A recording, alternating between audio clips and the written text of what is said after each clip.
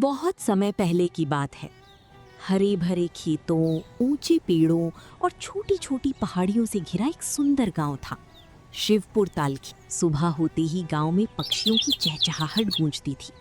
कहीं किसान अपने खेतों की ओर जाते दिखाई देते, तो कहीं औरतें कुएं से पानी भरती। गांव की बीच से बहती छोटी सी नदी का पानी सूरज की रोशनी में चांदी की तरह चमकता था।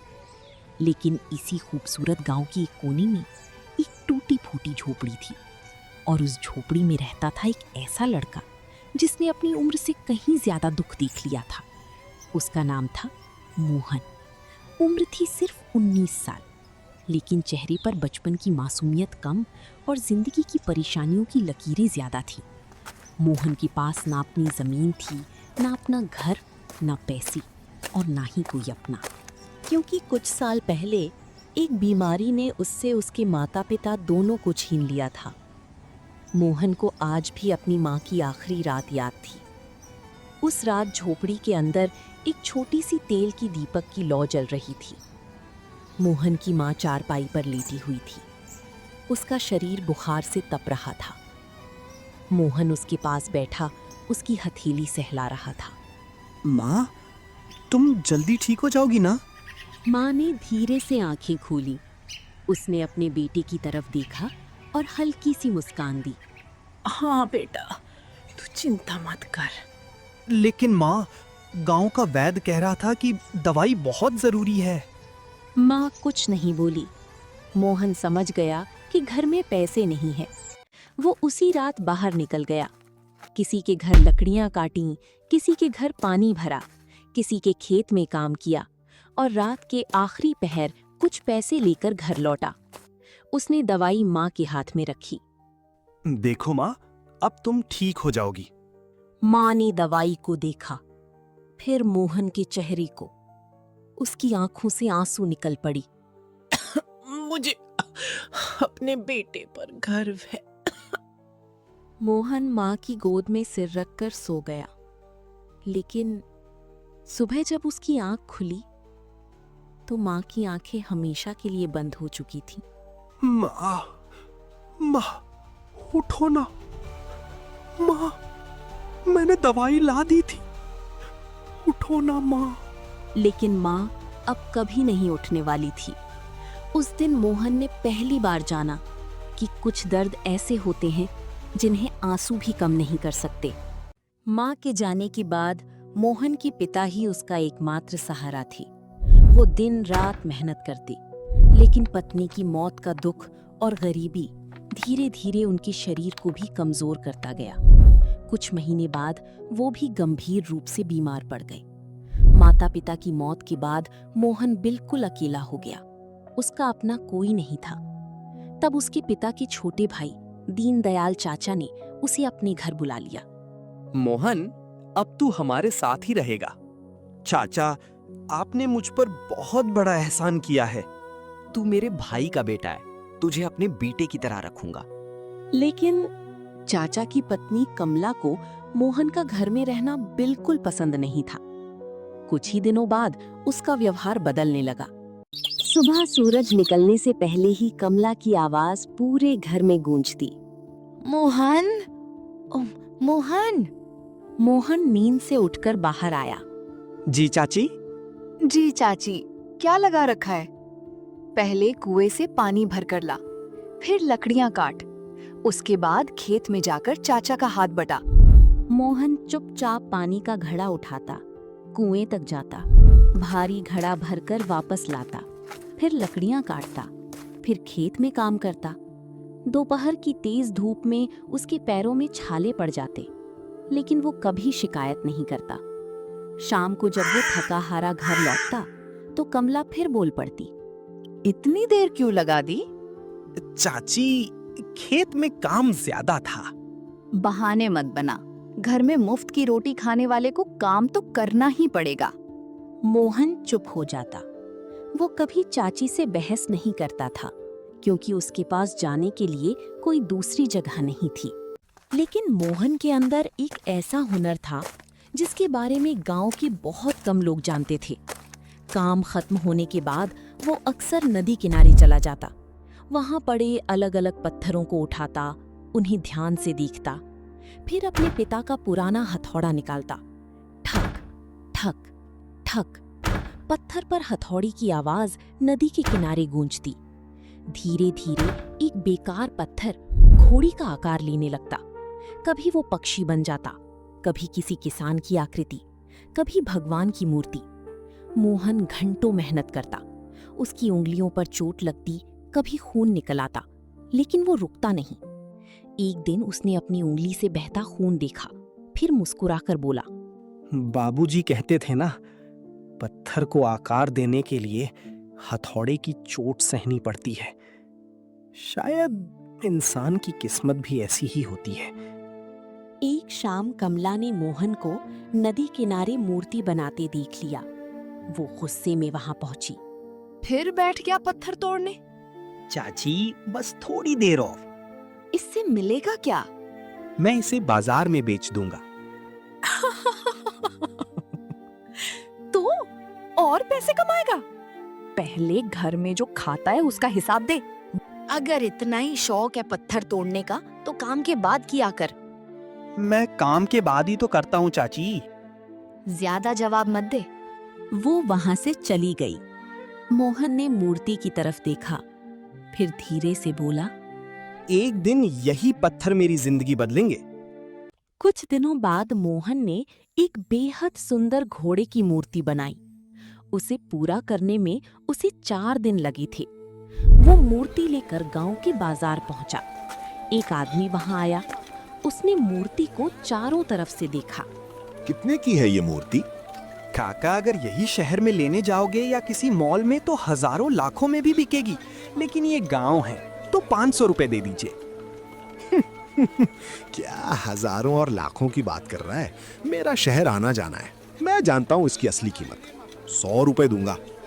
लेकिन मालिक, इसे बनाने में 4 दिन लगे हैं। तो क्या 4 दिन लगे हैं? लेना है तो 100 रुपए ले, नहीं तो किसी और को बेच दे। मोहन ने बाजार में चारों तरफ देखा। उसे पता था कोई और इसकी मूर्ति नहीं खरीदेगा। उसने मजबूरी में कहा, ठीक है, दे दीजिए। आदमी ने 100 रुपए उसकी हथेली पर रख दिए। मोहन उन 100 रुपयों को देखता रहा। 4 दिन की मेहनत और कीमत सिर्फ 100 रुपए। शाम को मोहन घर लौटा। कमला की नजर तुरंत उसके हाथों पर पड़ी। क्या मिला? मूर्ति बिक गई चाची। कमला ने तुरंत पैसे लिए। चाची, इनमें से 50 रुपए मुझे दे दीजिए। क्यों? किस लिए चाहिए? मेरे पुराने औजार टूट गए हैं, नए औजार खरीद लूंगा। तेरे औजारों का मैं क्या अचार डालूं? सारे पैसे घर में लगेंगे। मोहन कुछ बोलना चाहता था, लेकिन फिर चुप हो गया। कमला अंदर चली गई। मोहन बाहर आंगन में अकेला बैठा रहा। उसने अपने पिता का पुराना हथौड़ा हाथ में लिया। उसके किनारे टूट चुके थे। मोहन ने उसे सीने से लगा लिया। उसकी आंखों से आंसू निकल पड़े। बाबूजी, मैं कोशिश तो कर रहा हूँ, फिर भी मेरी मेहनत की कीमत इतनी कम क्यों है? उस रात आसमान में चांद चमक रहा था। पूरा गांव सो चुका था, लेकिन मोहन जाग रहा था। वो झोपड़ी के बाहर बैठा आसमान की तरफ देख रहा था। माँ, बाबूजी, अगर आप दोनों होते ना, तो शायद मुझे इतना अकेला महसूस नहीं होता। उसकी आंखों से आंसू बहने लगे। तभी उसे पिता की बात याद आई। मेहनत करना कभी मत छोड़ना। मोहन ने अपने आंसू पोंछे। नहीं, मैं हार नहीं मानूंगा। एक दिन मैं ऐसी मूर्ति बनाऊंगा जिसे देखकर लोग उसकी कीमत नहीं, उसकी कला देखेंगे। तभी पीछे अंधेरे से किसी की आवाज आई। तो तू अपनी किस्मत बदलना चाहता है? मोहन अचानक पीछे मुड़ा। वहां गांव के बुजुर्ग बाबा हरिदास खड़े थे। मोहन थोड़ा घबरा गया। बाबा, आप इतनी रात को? बाबा धीरे धीरे उसके पास आए। उन्होंने जमीन पर रखी मोहन की मूर्ति उठाई। कुछ देर तक उसे ध्यान से देखते रहे, फिर बोले, मोहन, तुझे पता भी है तू क्या बना सकता है? बस पत्थर की कुछ मूर्तियां हैं बाबा। नहीं बेटा, ये सिर्फ मूर्तियां नहीं हैं, ये तेरे हाथों का हुनर है। बाबा ने मोहन की मूर्ति को फिर ध्यान से देखा। लेकिन तू एक गलती कर रहा है। कैसी गलती बाबा? बाबा ने गांव की ओर देखा, फिर दूर शहर की दिशा में। तू अपना हुनर गलत जगह बेच रहा है। तो मैं क्या करूं? बाबा कुछ क्षण चुप रहे, फिर बोले, शहर जा। मोहन के चेहरे पर डर आ गया। शहर? हाँ, वहाँ बड़े लोग रहते हैं, कला की कदर करने वाले लोग भी। शायद वहाँ तेरी मेहनत को वो कीमत मिले जिसकी तू हकदार है। मोहन चुप रहा। बाबा ने अपनी जेब से कुछ सिक्के निकाले। नहीं बाबा, मैं ये नहीं ले सकता। ले ले, इसे कर्ज मत समझना, इसे अपनी नई जिंदगी की पहली सीढ़ी समझ। मोहन की आंखें भर आईं। उसने बाबा के पैर पकड़ लिए। बाबा, अगर मैं सफल हुआ तो सबसे पहले आपके पैसे वापस करूंगा। मुझे पैसे वापस मत करना। मोहन ने ऊपर देखा। बाबा की आंखों में एक अजीब सी गंभीरता थी। बस इतना करना, अगर कभी तेरी किस्मत बदल जाए तो किसी दूसरे गरीब की किस्मत बदलने का कारण बनना। मोहन ने सिर हिला दिया। मोहन ने उसी रात शहर जाने का फैसला कर लिया। अगली सुबह मोहन ने अपनी छोटी सी गठरी बांधी। उसमें 2 जोड़ी कपड़े, कुछ सूखी रोटियां और पिता के पुराने पत्थर तराशने वाले औजार थे। वो चाचा के सामने खड़ा हुआ। चाचा, मैं शहर जा रहा हूँ, वहाँ मूर्तियाँ बनाकर पैसे कमाऊंगा। जा बेटा, शायद वहां तेरा हुनर काम आ जाए। लेकिन कमला चाची तुरंत बोल पड़ी। हाँ जा, यहाँ तो वैसे भी तेरे लिए कोई काम नहीं है। मोहन ने चाची की बात का बुरा नहीं माना। उसने दोनों के पैर छुए और शहर की ओर निकल पड़ा। कई घंटों की यात्रा के बाद वो शहर पहुंचा। शहर देखकर उसकी आंखें खुली रह गईं। बड़ी बड़ी दुकानें, ऊंची इमारतें, हर तरफ भीड़ और सबसे ज्यादा लोगों के पास पैसा। मोहन ने सड़क के किनारे एक छोटी सी जगह ली और अपना काम शुरू कर दिया। पहले दिन कोई नहीं रुका, दूसरे दिन भी नहीं। तीसरे दिन एक बच्चा उसकी मूर्ति देखने लगा। फिर उसकी माँ आई, फिर कुछ और लोग। धीरे धीरे लोग उसकी कला को पहचानने लगे। एक दिन मोहन ने सफेद पत्थर का एक बड़ा टुकड़ा खरीदा। उसने कई दिनों तक दिन रात मेहनत की। पत्थर की टुकड़ी से धीरे धीरे एक लड़की का चेहरा निकलने लगा। आंखें, नाक, होंठ, बाल और अंत में पूरा चेहरा। जब मूर्ति पूरी हुई तो मोहन खुद उसे देखकर हैरान रह गया। वो एक बेहद सुंदर लड़की की मूर्ति थी। मोहन कुछ देर तक उसे देखता रहा। उसकी आंखों में आंसू आ गए।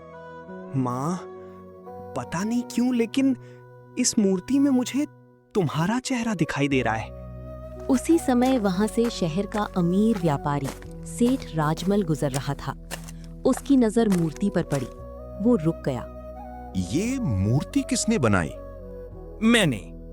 राजमल ने मूर्ति को बहुत ध्यान से देखा, फिर पूछा, कितने की? आप जो उचित समझें। राजमल ने इतनी बड़ी रकम दी कि मोहन की आंखें खुली की खुली रह गईं। सेठ जी, इतने पैसे? तुम्हें अपनी कला की कीमत नहीं पता लड़के। मोहन के लिए ये जिंदगी का पहला बड़ा मौका था। उसने सोचा, अब मैं चाची के हाथ पैसे नहीं दूंगा। अब अपने लिए औजार खरीदूंगा और एक बड़ी दुकान खोलूंगा। लेकिन दूर एक आदमी ये सब देख रहा था। वो था धनराज, शहर का सबसे मशहूर मूर्तिकार। उसके चेहरे पर खुशी नहीं बल्कि जलन थी। पता करो ये लड़का कौन है और यहाँ कितने दिन से बैठा है। मालिक, लगता है नया है। धनराज की आंखें सिकुड़ गईं। नया है लेकिन ज्यादा दिन नहीं टिकेगा। कुछ ही दिनों में मोहन की मूर्तियों की चर्चा पूरे शहर में होने लगी। लोग कहते, उस गरीब लड़के की मूर्तियों में जान है। कोई कहता, इतनी सुंदर मूर्ति तो धनराज भी नहीं बनाता। यही बात धनराज को अंदर से जला रही थी। उसकी दुकान पर ग्राहकों की संख्या कम होने लगी। एक शाम उसने गुस्से में अपनी बनाई हुई मूर्ति जमीन पर पटक दी। एक मामूली लड़का मेरी 20 साल की पहचान खत्म कर रहा है। मालिक, आप उसे अपने साथ काम पर रख लीजिए।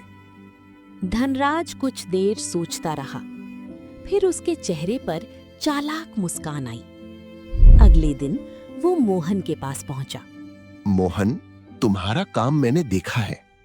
धन्यवाद सेठ जी। मैं तुम्हें अपनी दुकान पर काम देना चाहता हूँ। सच में? हाँ, अच्छी मजदूरी मिलेगी, रहने की जगह मिलेगी और तुम्हारी मूर्तियां मेरी दुकान से बिकेंगी। मोहन सोच में पड़ गया। तुम गरीब हो, अकेले दुकान चलाना मुश्किल है। मेरे साथ रहोगे तो बहुत पैसा कमाओगे। मोहन को प्रस्ताव अच्छा लगा, लेकिन उसने कहा। मुझे सोचने के लिए एक दिन दीजिए।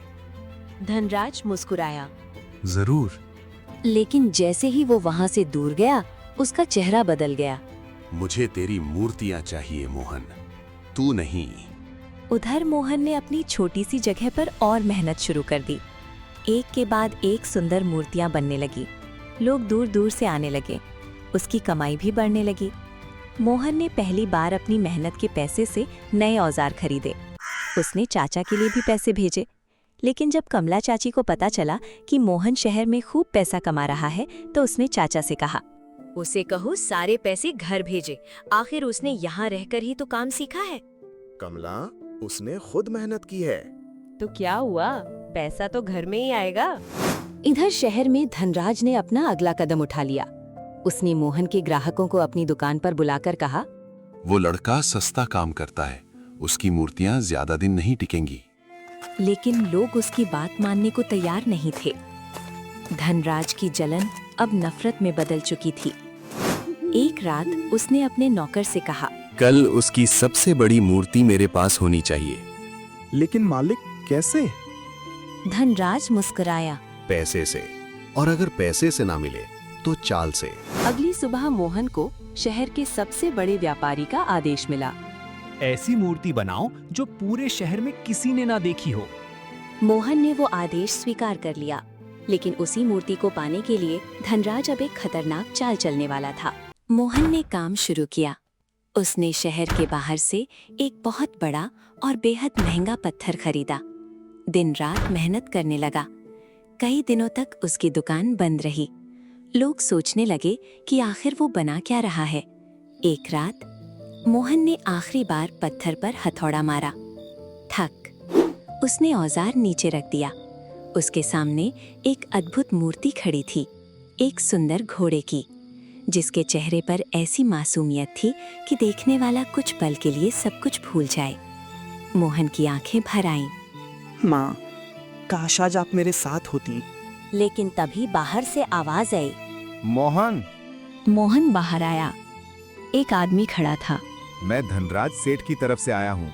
वो तुम्हारी मूर्ति खरीदना चाहते हैं। ये मूर्ति पहले ही एक व्यापारी ने बुक की है। आदमी चला गया। कुछ देर बाद धनराज खुद पहुंच गया। कितने पैसे चाहिए? सेठ जी, ये मूर्ति बिक चुकी है। मैं उससे 2 गुने पैसे दूंगा। फिर भी नहीं, मैंने वादा किया है। सोच ले लड़के, शहर में बहुत लोग हैं जो तुम्हें यहाँ से गायब कर सकते हैं। मोहन पहली बार डर गया, लेकिन उसने हिम्मत करके कहा, धमकी मत दीजिए सेठ जी। धनराज वहां से चला गया।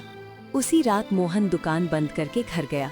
लेकिन सुबह जब वो वापस आया, उसकी आंखें फटी रह गईं। मूर्ति गायब थी। मोहन घबरा गया। नहीं, मेरी मूर्ति। उसने पूरे बाजार में खोजा।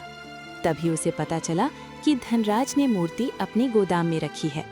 मोहन तुरंत वहां पहुंचा। मेरी मूर्ति वापस करो। धनराज हंस पड़ा। अब ये मेरी है। आपने इसे चुराया है। साबित कर सकता है? मोहन चुप हो गया। धनराज उसके कान के पास जाकर बोला, तुम्हारी सबसे बड़ी गलती क्या है पता है? तुमने अपनी कला की ताकत पहचान ली, लेकिन शहर के लालच की ताकत नहीं पहचान पाए। मोहन की मुट्ठियां बंद गईं। लेकिन तभी वहां से एक आदमी दौड़ता हुआ आया। मोहन, सेठ राजमल तुम्हें बुला रहे हैं। उन्हें तुम्हारी मूर्ति के बारे में सब पता चल गया है। मोहन तुरंत वहां से चला गया। राजमल ने उसे देखकर कहा, मोहन, अगर तुम अपनी कला बचाना चाहते हो तो तुम्हें धनराज को हराना होगा। लेकिन मैं अकेला क्या कर सकता हूँ? अकेला नहीं हो, मैं तुम्हारे साथ हूँ। राजमल ने मोहन को एक ऐसी बात बताई जिससे मोहन को पहली बार उम्मीद की किरण दिखाई दी। कल शहर में सबसे बड़ी कला प्रदर्शनी होने वाली है और वहाँ धनराज भी अपनी मूर्ति लेकर आएगा। अगले दिन शहर में सबसे बड़ी कला प्रदर्शनी लगी। दूर दूर से बड़े व्यापारी, अमीर लोग और मूर्तिकार वहां पहुंचे। धनराज अपनी चोरी की हुई मूर्ति लेकर सबसे आगे खड़ा था। वो लोगों से कह रहा था, ये मेरी बनाई हुई सबसे शानदार मूर्ति है। मोहन भी वहां पहुंच गया। वो चुपचाप धनराज को देख रहा था। एक बड़े व्यापारी ने मूर्ति देखकर कहा, बहुत सुंदर है। धनराज गर्व से मुस्कुराया। तभी मोहन आगे आया। अगर ये आपकी मूर्ति है तो इसे बनाने का तरीका भी आपको पता होगा। तुम मुझ पर शक कर रहे हो? शक नहीं, सवाल कर रहा हूं। इस मूर्ति की बाईं आंख के नीचे जो छोटा सा निशान है वो मैंने जानबूझकर बनाया था और उसके अंदर मैंने अपना छोटा सा हस्ताक्षर भी बनाया था। राजमल ने तुरंत मूर्ति की जांच करवाई। मूर्ति के अंदर मोहन का हस्ताक्षर मिल गया। भीड़ में खुसर पुसर होने लगी। तो धनराज ने मूर्ति चुराई है। झूठ, ये सब झूठ है। मेरे पास इस मूर्ति को बनाने के समय की गवाहियां और खरीदे गए पत्थर की रसीद भी है। राजमल ने सारे सबूत सामने रख दिए। धनराज की चोरी सबके सामने आ गई। उसकी प्रतिष्ठा खत्म हो गई। उसे मोहन की मूर्ति वापस करनी पड़ी। लेकिन असली जीत अभी बाकी थी। प्रदर्शनी में मौजूद एक बहुत बड़े कला व्यापारी ने मोहन से कहा, मैं तुम्हारी सारी मूर्तियां खरीदना चाहता हूँ। मैं तुम्हें शहर में अपनी बड़ी गैलरी देना चाहता हूँ। कुछ ही दिनों में मोहन की जिंदगी पूरी तरह बदल गई। जिस लड़के के पास कभी 10 रुपए की मूर्ति बेचने के अलावा कोई रास्ता नहीं था, आज उसी के नाम शहर में एक बड़ी कला की दुकान थी। लेकिन मोहन अपनी सफलता नहीं भूला। उसने सबसे पहले अपने चाचा और चाची को शहर बुलाया। कमला चाची उसके सामने खड़ी होकर रोने लगी। मोहन, मैंने तेरे साथ बहुत बुरा किया। चाची, अगर मैं आपको माफ नहीं करूंगा तो मेरी मेहनत का क्या फायदा? उसने उन्हें रहने के लिए एक घर दे दिया। फिर वो अपने गांव शिवपुर तालखे वापस गया। वहां उसने गरीब बच्चों के लिए एक बड़ा मूर्ति कला केंद्र बनवाया। बाबा हरिदास को सम्मान के साथ वहां बुलाया गया। बाबा ने मोहन को देखकर कहा, देखा बेटा, मैंने कहा था ना, तेरी कला इस गांव से बहुत बड़ी है। बाबा, आपने मुझे रास्ता दिखाया था, बाकी रास्ता मेरी मेहनत ने तय किया। यही तो किस्मत है बेटा। किस्मत दरवाजा खोलती है, लेकिन उसे खोलकर अंदर जाना इंसान के हाथ में होता है। बाबूजी, आपकी बात सच हो गई। कभी जिस मोहन के पास 2 वक्त की रोटी के अलावा कुछ नहीं था, उसी मोहन ने अपनी मेहनत, ईमानदारी और हुनर के दम पर अपनी किस्मत बदल दी। उसने साबित कर दिया, गरीबी इंसान के हाथों को नहीं रोक सकती, अगर उन हाथों में मेहनत करने का हुनर हो।